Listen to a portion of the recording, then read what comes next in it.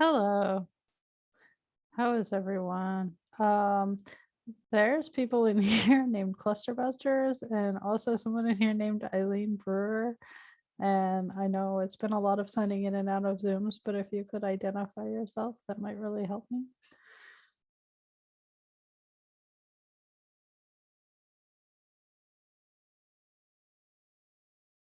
Not Andrew.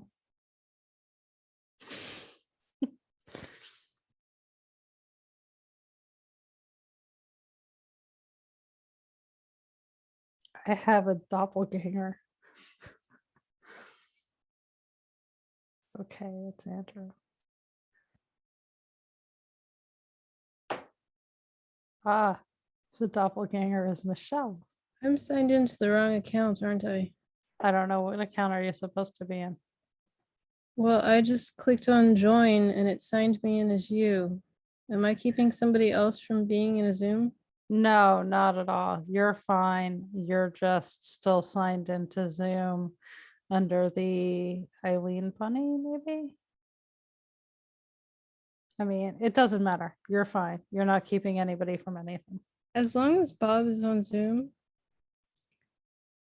Well, is Bob even in this session? No, Bob's not in No. this session. Bob is another session. Yeah, is Bob in yet? Yeah, he's in there. Okay. Yeah.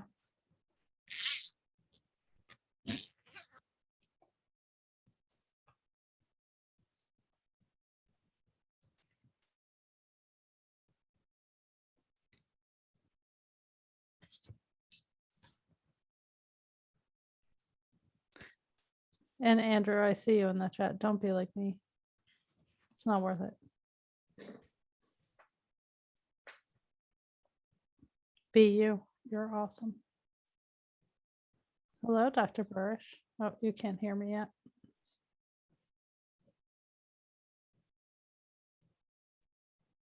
Hello, Dr. Burrish.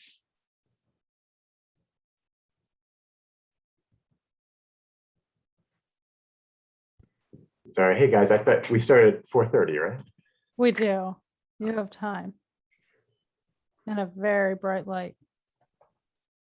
All right. Switching to my other. You don't have a patient on that table right now, do you? You're not like, oh, well, I'm gonna do doctor-y stuff and a presentation. That is Right? my desk lamp. That's your desk lamp? It's very.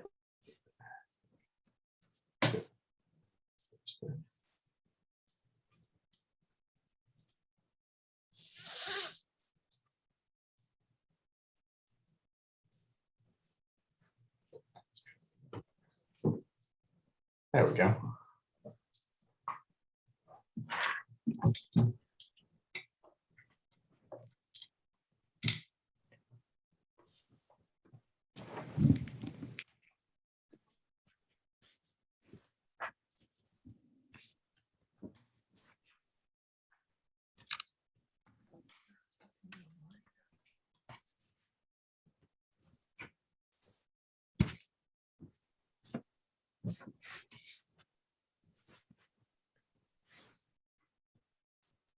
And Eileen, is it okay if I share my screen or can I not do that?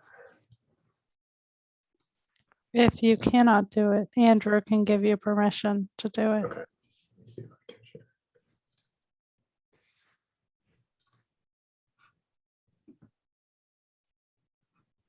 Right. Now I see it, Bob. Yay. Awesome. Okay. All good. I just wanted to check and see if you had slides or anything you wanted to share. Or you guys are just going to chat. Awesome. I'm here and just holler at if you need help. But I can't talk much because everyone's also, you know. Anyway.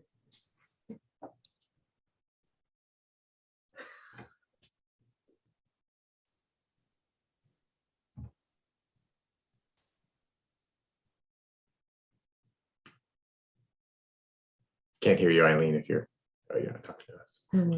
No, sorry, I was talking to Caitlin. We're just talking through logistics since we both have to run sessions at the same time. We want to make sure that we don't talk over each other. Understood.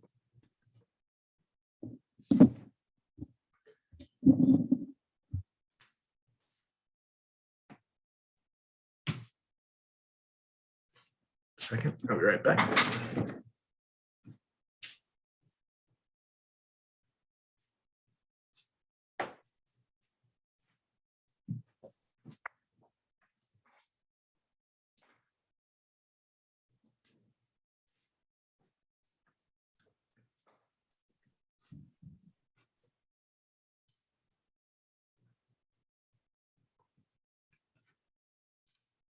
While we're waiting to get started, I can see Emmanuel on there. Great talk this morning, Emmanuel. You don't need to get on or anything. I just wanted to let you know that. Always enjoy your talk. Thanks, Mark. I gave a talk, it was more of a basic cluster headache talk to some colleagues within the VA system a couple of weeks ago. And people remarked, she's so excited about cluster. I said, of course I'm excited about cluster. I need you guys to know what it is and diagnose it. So I try to not be too excited, but I can't help it. Yeah. And for those of you in Cluster Busters, Emmanuel and I are basically she did a study on psilocybin. I'm doing a study on vitamin D. We're kind of taking our marching orders from you guys. Batch was the one that did the vitamin D study, and obviously you just heard about the history of psilocybin and flash and everything else just in the last meeting. Are we ready to get started? Shall we give it another minute? It looks like you've got some doctor fans in here. Well, we'll get started and people will filter in. Dr. Barish has already spoken at our conference, so I don't think he needs a huge introduction, but I still want to give him a little bit of an introduction. He is a certified headache specialist. He has a special interest in research and epidemiology, I believe. Is that true? Research in neuroscience, yeah. In neuroscience. And he has been one of our biggest allies as far as moving the needle on research for cluster headache.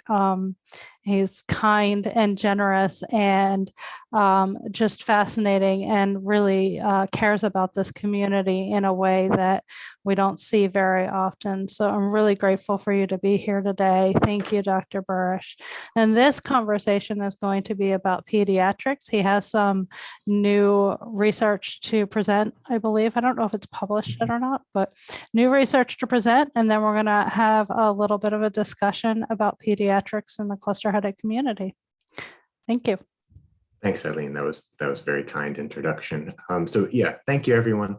This is not meant to be a long talk. I just have a few slides about some data that we gathered, and then we can chat a little bit about this. So this idea, kind of the idea of cluster headache in pediatrics, was something that I think was near and dear to the Cluster Busters group. Bob Wold had talked about it a year or two ago, and there's just not a lot of data on it. So I just wanted to present a little bit of what we've done in it. On the headache research side of things, you kind of have to publish papers to get a lot of researchers interested in, and clinicians kind of interested in and excited about it as far as research goes. So just for disclosures, I put this all out yesterday. I've been at home since yesterday. No one has approached me and offered me money since yesterday. So the research kind of disclosures are the same. The relevant things, I am not a pediatrician or a pediatric headache specialist.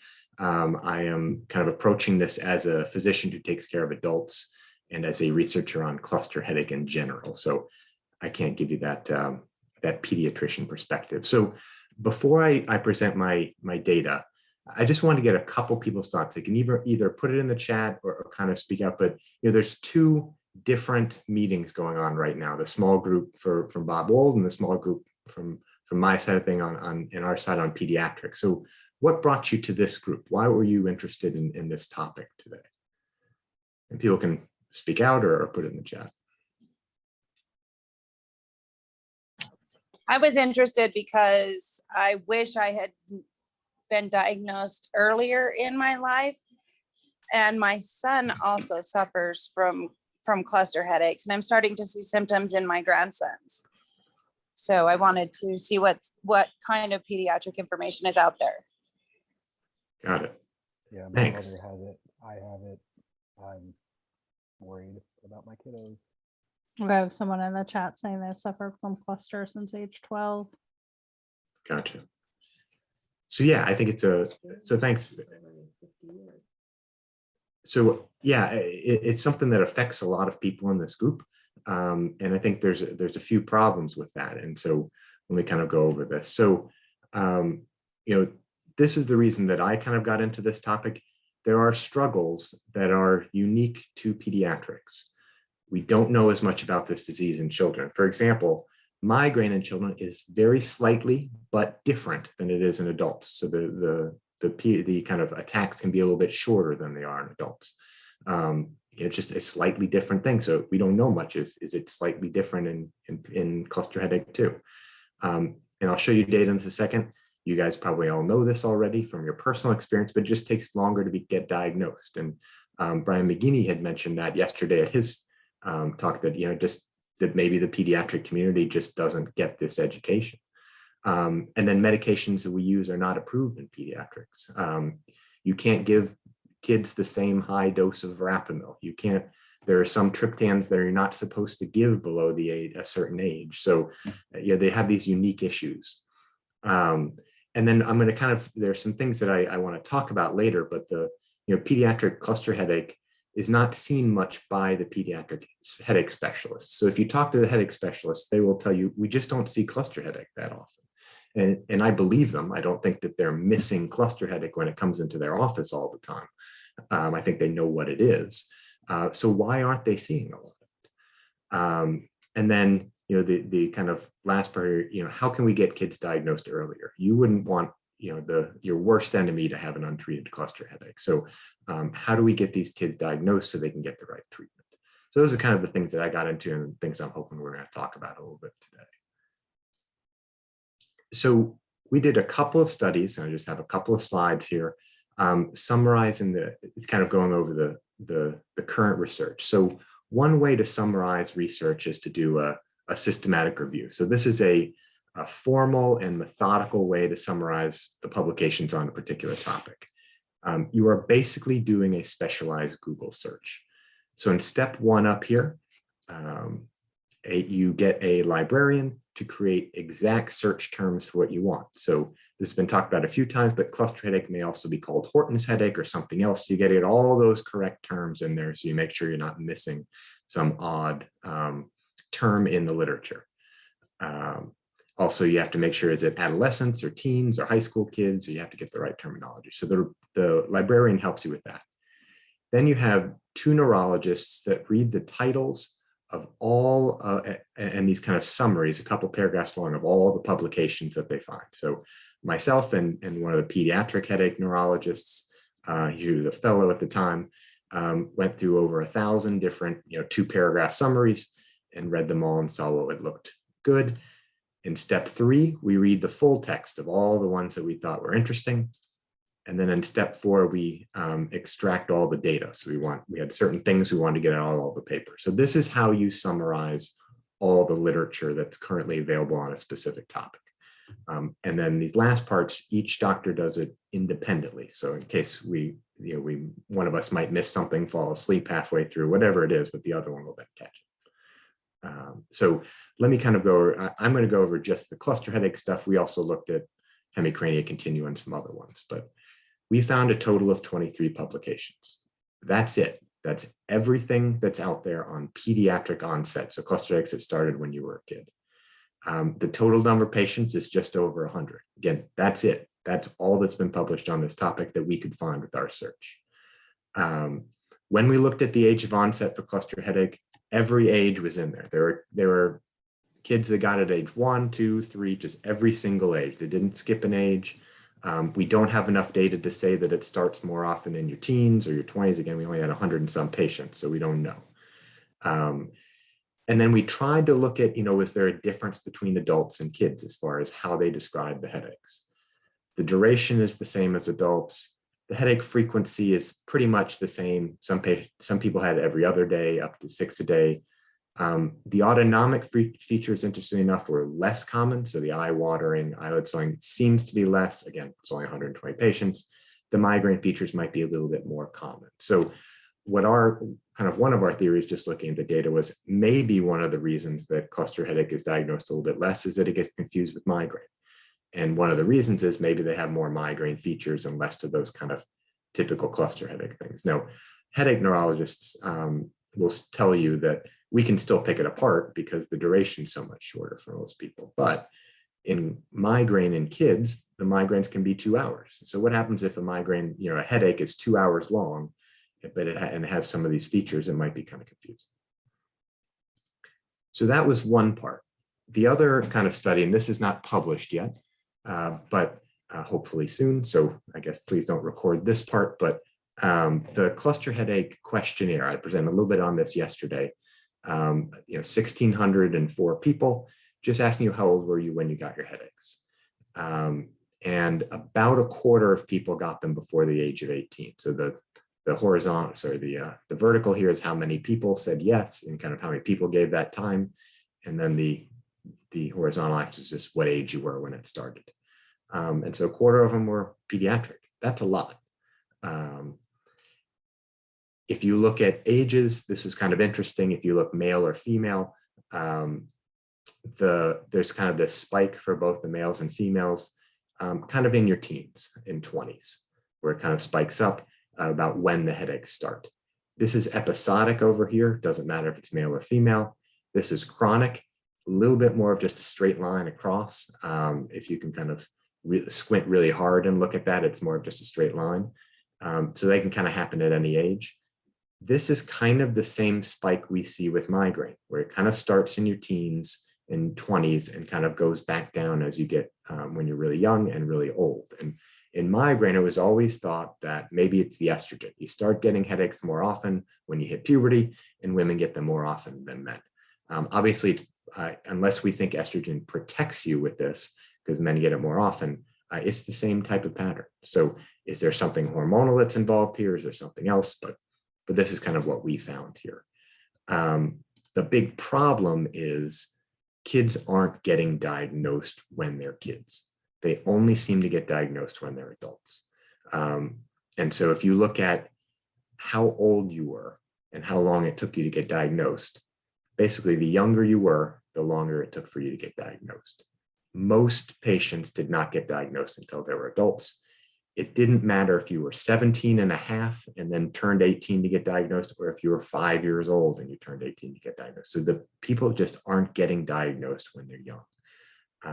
And so that's all the data I want to present. This again isn't meant to be just a lecture, but I just want, that's our kind of current understanding. And I tried to summarize the data that we were able to collect, the systematic review, and then kind of some of this cluster headache questionnaire data. And so it's a real problem. So we've defined the problem a little bit now, but we've got to talk about solutions. So first of all, I kind of just want to get some general thoughts on, is that something in your guys' experience that has been similar, where it just took a long time when you were kids to get diagnosed? Is this something, what are your guys' experiences with this? So I have a question. When you started the brief talk, you said that headache specialists say that they're just not seeing the pediatric patients. And so if a quarter of people have them as children, does that mean that they're just not getting to the headache specialists?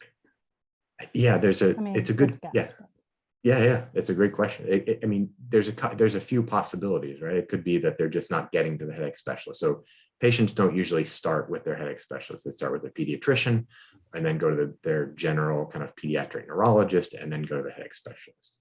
It's rare to go straight to the headache specialist. So that's one possibility, they're not getting there. The other is that these pediatricians are seeing it and they're missing it. I generally think that the headache specialists are fairly well trained. It's probably dependent on the person. But in general, I think that they know what a cluster headache looks like. The third would be that cluster headache doesn't look the same in children. But that's kind of what we're, kind of looking here to kind of figure out. I have a hard time thinking that that parents don't take them to the doctor. These maybe, and people can talk about this, if your first cycle is really short, they might be, well, that was weird, but they're not having them anymore, so I guess I'll let it go. But my guess is, and you guys can tell me, that your parents are going to take you to the hospital or somewhere for headaches that look that awful. And you also said that the autonomic symptoms were less in kids from what you see. And so maybe that, because that's kind of a diagnostic criteria for cluster headache, you're right. What if the criteria we have right now isn't appropriate for children?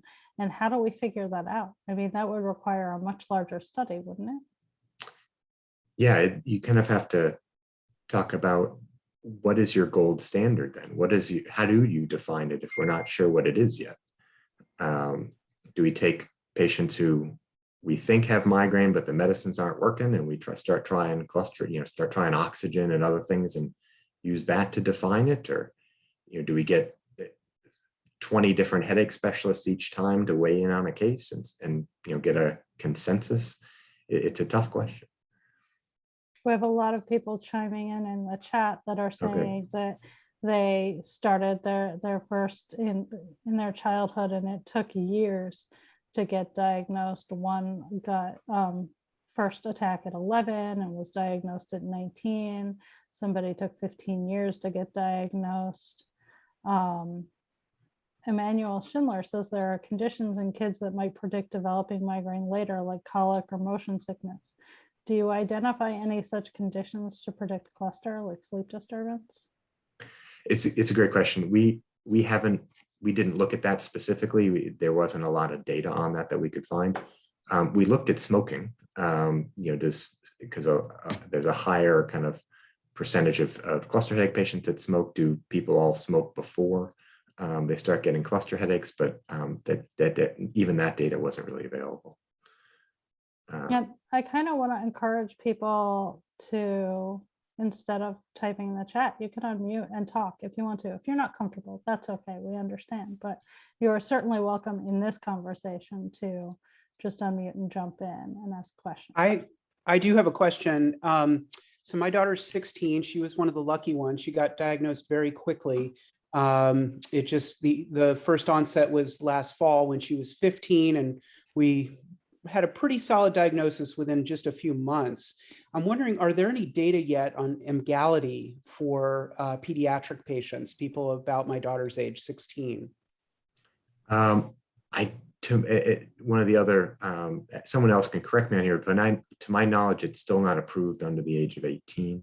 Although there are some thoughts that right near 18, 15, 16, 17, kind of the adolescent years, that some people might try it, or some people might start considering doing some studies on it. But to my understanding, it's not approved yet. Thank you. I have the same daughter, and I just wanted to just chime in that our experience was our children's hospital and our pediatric specialists realized pretty quickly that they just hadn't seen that many cluster patients. So they sent us to an adult headache specialist. And so our daughter is now in treatment with that specialist. Got it. So some of this might kind of be what Dr. McGinney was talking about yesterday, where it's just not something that they see very often, that they're not comfortable with. And maybe that's, it's the education from physicians that is maybe one of the driving factors. And it's not that, it's somewhere in the middle. It's not headache specialists not recognizing, it's emergency room doctors or primary care, for the pediatricians or something like that. Yeah, although this was a pediatric neurologist who actually reported, and pretty senior in her profession, who reported that I think she had, I can't remember, she had maybe seen one case or 5 cases like ever among her kids. So she just, I mean, we started doing nerve blocks, and that wasn't a technique she had been trained in or was comfortable with. So that was kind of the origin of our referral to an adult headache specialist. Got it. Yeah. So thanks for that. Yeah, so I think the pediatric neurologist data, pediatric stuff is one thing. So let me see if I can actually, I'm going to write a little bit. So kind of instead of topics here, I'm just going to, possibilities here. So one would be the pediatric neurologists, need more education on cluster headache. And so, that would be one thing. So that could take a lot of different shapes. One would be just more education during training. We just have to figure out which part of training, is going to be necessary for it to stick. The other would be to have some sort of aid in the clinic, whether that's every headache patient needs to take this checklist or do something else that kind of helps them check off a box. But that would be one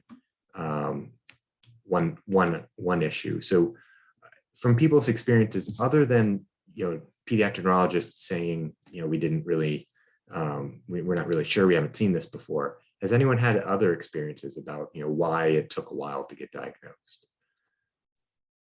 There was a comment in the chat that somebody said that they had been seeing an ophthalmologist for the first 6 years.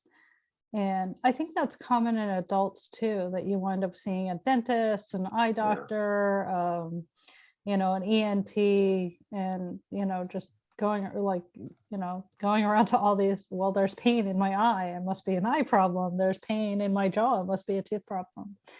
And so I'm sure that happens with kids too. Can I say that certainly was my experience. I, was sent to an eye doctor and a jaw, to the point where I even had a cervical fusion because they thought it would fix my headaches.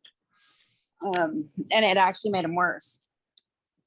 So I don't know. I mean, I don't know how the emergency room physicians were missing them for years. I would end up in the emergency room in the middle of the night. Yeah, I don't know. I wish there were more physicians, and maybe there are now, that recognized it. It took almost 20 years for me to be diagnosed with cluster headaches. And I even used the term cluster. I get these clusters of headaches, but it was always termed as migraine. Got it. Can I say a word? Please, Dr. McGee, yes. So it's my experience that the pediatric neurologists, I mean, I remember being asked, it was over a year ago now, by a pedi neurologist, does it exist? Does it really exist in pediatrics? And so when it bites them, when they're presented with one, they're very unsure, or they will use the term migraine with some cluster features. And even when it's barn door obvious, it's not obvious to them because they don't have sufficient familiarity to be PC. And if they don't have sufficient familiarity, what are we really to expect of the pediatricians? And I still think that pediatricians rely on PD neuro to guide them, but it's just off the radar. And one of the things I'm trying to do is get a little video collection of, just like I play with Andrew's interaction with pediatrics, because rather than just jump up and down and say, it does, I tell you, just play once I have a sufficient amount, I'm going to walk into Children's in Boston, and which is also part of our fellowship program, and headache medicine fellowship, and show it, and show them, and show it in that form first, because it's a slap in the face to hear people and their interactions. What I'm looking for is a plain narrative. No, not necessarily criticism. A narrative of what happened to them when they interacted with pediatrics, because that's another way of educating and remembering. Is just the embarrassment of it, and it's. I mean, your work is good, of course, to show that the problem. I mean, a lot of these folks, they do start. Another approach is to talk to the adult folks, identify those who started as minors, and ask them, did they see a neurologist, pediatric neurologist, or how many pediatricians, and get an idea of, so I'm sure the parents are doing their job of bringing them to pediatrics, but are pediatricians doing the job of passing them on? Probably not. Admittedly, there is a big problem with the number of pediatric neurologists. There are very few, of course, which is why the message should really be out to pediatricians. I think there may be also a missing link with the emergency departments in the children's hospitals, because our experience was. Well, EDs are always a disaster, even in adulthood. But in fairness, we can't. The message you want is just to think about it, not even to know how to treat it. Because if you think about it, you can refer the patient on. Problem here is they're not thinking about it enough to recognize it as a possibility, so they're not referring on. They don't necessarily need to know or rattle off the proper treatments as long as they think about it. But yeah, emergency rooms, even as adults, it's a disaster. But I mean, in fairness, it's not really designed, it's designed for that. And occasionally you get lucky, adults get lucky, and the diagnosis is made or is brought up there. But by and large, by the time they get seen by a practitioner, I know I'm hogging your time, the attack is over and you're looking at them, looking at you, and they look okay. And then ED switch off. That's my comment. Yeah, thank you, Dr. B. So for the non-physicians here, there's something that we sometimes call in residency called, or medical school called pimping, put in my place, is what it stands for. And it's the idea of embarrassing you, but you remember it. You know, when somebody kind of tells you you're wrong, here's what it is. But, and so maybe, you know, maybe neurologists, you know, the pediatric neurologists are so far back that they, you know, some of them don't believe it exists in pediatrics. And maybe the data that, you know, that we've collected and that other people have shown is not enough. So maybe you got to embarrass them a little bit. And one of the ways to do that is to do a study and ask, did pediatric neurologists misdiagnose you? If we get enough, you know, if the data looks like yes, that's, you have to go to them and saying, you know, you're missing this. So that's a great point.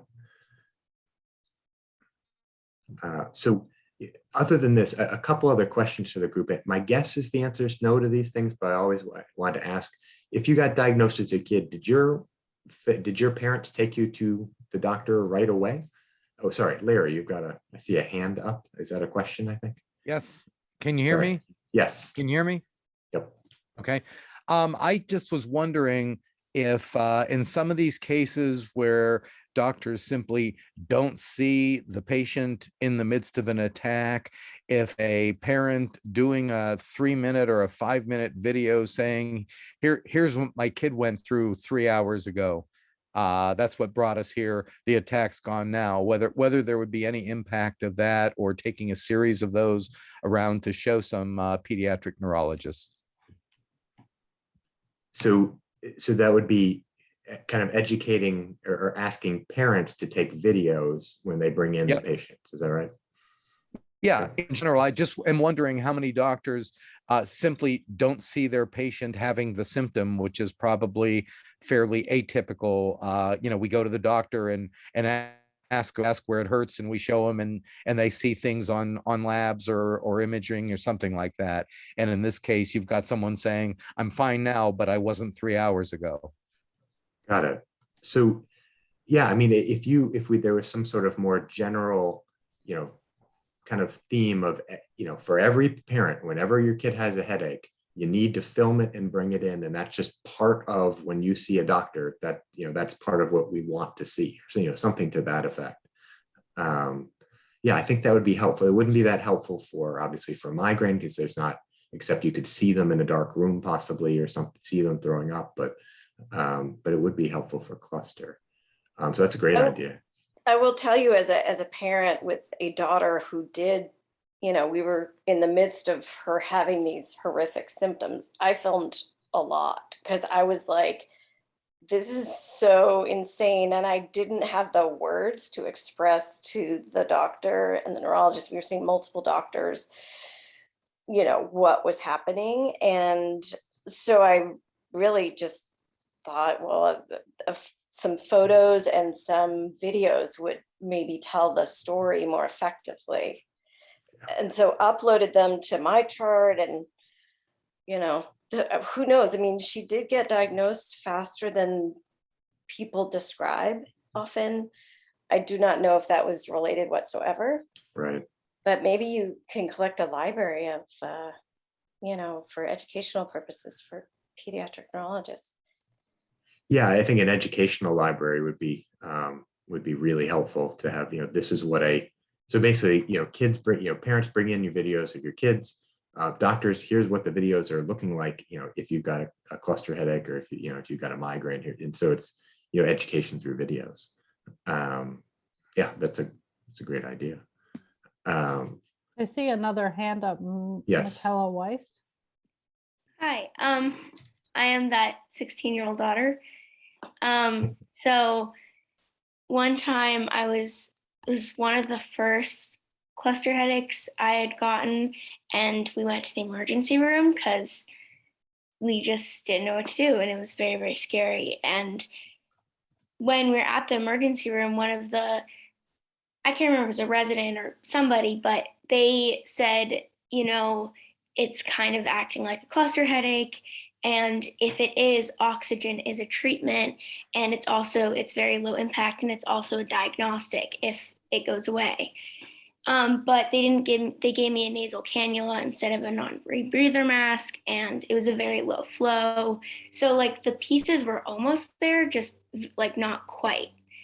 But they knew oxygen was a treatment, and they knew what cluster headaches were and the symptoms. So very, very close. Got it. And you don't have to answer this. Anyone in your family can answer or not answer, but I was just wondering when you were first going through, you said that the physicians kind of knew what it was. Maybe the videos helped, maybe they didn't. Did you start with, was it the emergency room and then pediatrics and then neurology? Kind of what was the sequence of doctors that you guys saw? So, Sorry. Go ahead, Michaela. You know as well as anybody.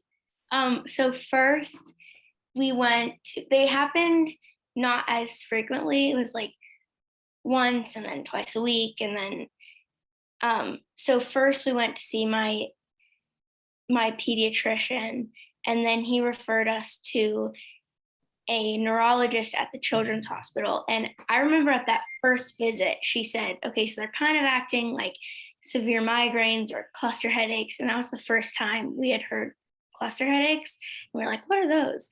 And because they were kind of around the same time every day and very, very severe. And then from there, we were sent to a headache specialist, but we didn't spend much time with the headache specialist because by that point we were pretty sure of a diagnosis, and we were sent to the adult cluster specialist who was able to administer nerve blocks, because also at this point a lot of medications had failed. But I'd been to the emergency room twice at this point, so yeah. Gotcha. Okay. Thank you. So we've talked a lot about, so far about the pediatric neurologists. And so I think I've got, and I think we've talked about that a little bit. Other ideas? Are there other things other than the kind of the pediatrician, emergency room, pediatric neurologist kind of physician side of things? Because that part, I think, I have a good idea we need to focus on. Is there anything about, my headaches when I was young were just not the same as they are now? They were a lot different. I've heard people say their first cycle is a little unusual sometimes, and the symptoms aren't the same. I don't know if people remember what they were like when they were younger. Any thoughts on that?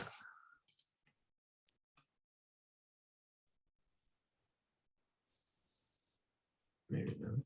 I wonder if anybody remembers what it was like. Right. We have blocked that. I think that's one of the tough parts, and we've got to define these headaches while they're still under 18. So you have to get people who were diagnosed. So then how do you find the people who don't quite have the same symptoms? That one's going to get a little complicated. But okay. I was recently, well, it hasn't been so recent now, contacted by the mother of a then 3-year-old, now 4-year-old, who had been diagnosed with cluster headache. And it was difficult because this was a mother of a 4-year-old who was asking about alternative treatments for cluster headache because the doctors weren't willing to give a 4-year-old or a 3-year-old oxygen. And, there's no D3 regimen for, little kids, and you can't give them verapamil or, anything that we would think to give them. And that kind of led me to, even if we do find the pediatric patients, what do we do? Yeah. So, there are some people who will try, there are some medications people will try when they're really young, but that's a problem also. I don't have a good answer for that. The other question is, I don't know if the medicines are different when you're a kid. There's a lot of data or a few kind of case reports that we found that this drug called indomethacin, that some of you have probably tried, for some of you it probably did not work. It is a very strong version of ibuprofen, kind of in that same family. And it kind of will help for pediatric patients with cluster headache. Now, it may be that they don't actually have cluster headache. They have something similar like hemicrania continua, and that's what they actually have. But that's one possibility, that they have the wrong diagnosis. The other is that the treatments work differently in kids.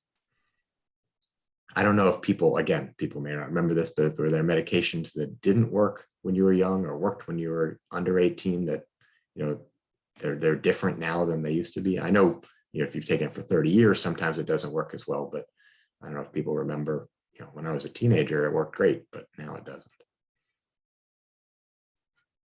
Well, Michaela can speak to all the things that did not work. Because she's, she is a teenager right now. We tried verapamil. I forget our initial dose and stepped up, and then that wasn't particularly effective.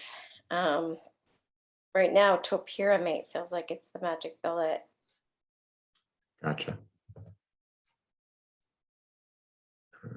And that's interesting in and of itself, because you don't meet too many adults that would say that topiramate was their magic bullet. Yeah, that's a good point. By magic bullet, do you mean that you're in remission, or it just reduces frequency or intensity, or? Okay, I'm knocking on wood so profoundly right now. Let's call it remission. I haven't had a headache since April, although I've had a number of shadows since then, so I have no idea. And I'm still on 100 milligrams of topiramate a day, so I have no idea what would happen if I went off it, but right now I'm in remission. The alternative thought is that you switched into remission and the topiramate may not be actively doing anything to continue that. You might be lucky enough just to fall into a remission. Kind of the idea you're out of cycle at this point. Is that kind of what you mean, Dr. McGinney?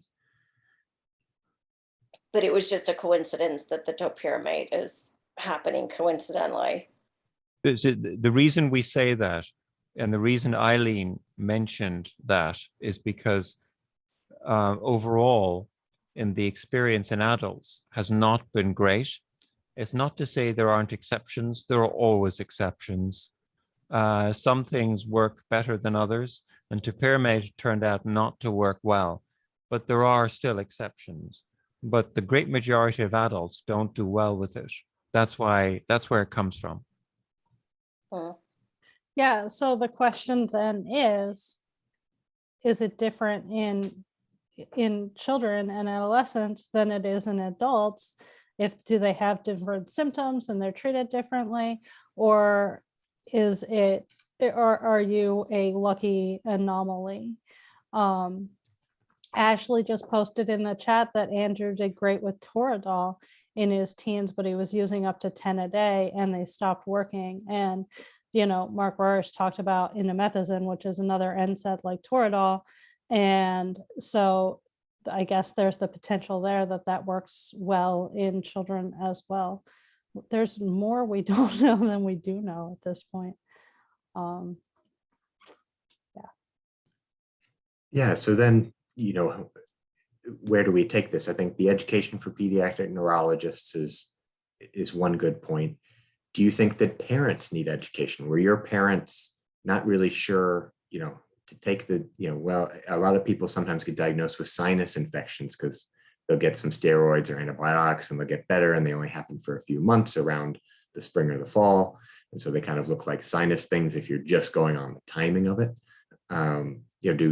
Do parents need to not advocate more, but just recognize that this is something that, or is everyone being taken to the doctor right away? My guess is that most people are being taken to the doctor right away.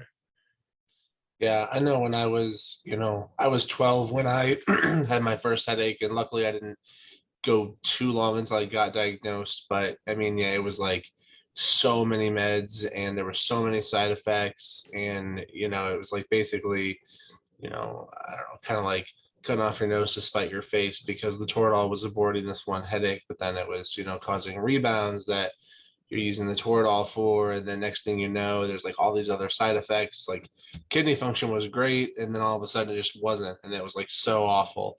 I had to have like blood or iron infusions, and that was just like just absolutely nuts. So yeah, I know Dr. Shore had mentioned earlier about a parent who gave their adolescent alternatives, and while I wasn't that young when I tried alternatives, I was like 16 or 17, and that was after years of histamine therapy and magnesium and all these inpatient treatments, plus I was like I was a kid who had this pill box with 31 days, and each day 5 different sections in it, and I was like 30 or 50 years too early on that. So just it was a lot. I think that having doctors also understand that, like, kids typically, I don't feel like, would lie about that amount of pain that they're in, and so looking at like a more holistic approach to hey, we could pump this kid full of injections, or just something else that would work. Yeah. Mark and Dr. M, do you agree that children shouldn't have O2? Not at all. I definitely think they should be getting oxygen. I Can't do them any harm. I'm sure I'm not aware of a lot of side effects with oxygen, even at age 1, 2, 3. Well, I ask you because the youngest patient I actually seen for myself was 3 years old. And he was from England, and his mom brought him over to the Ouch conference. And Dr. was Gosby, Peter Goes was his doctor, and that's what he had prescribed for him. And we all thought it was so cute, because when he started having a headache, he said, "Mom, I need my magic mask." So yeah. That's when I don't understand when she said, doctor said that it was too young for O2. Yeah. Yeah, I think that there's just like with older adults and the CMS, there's a hesitance to prescribe oxygen to people if you don't know for sure, because there are some stories that it can be dangerous at higher flows, and so I think that people worry about that sort of thing, which is unfortunate because it means that little kids aren't getting the care that they need, which is scary. We have 1 minute left in this session.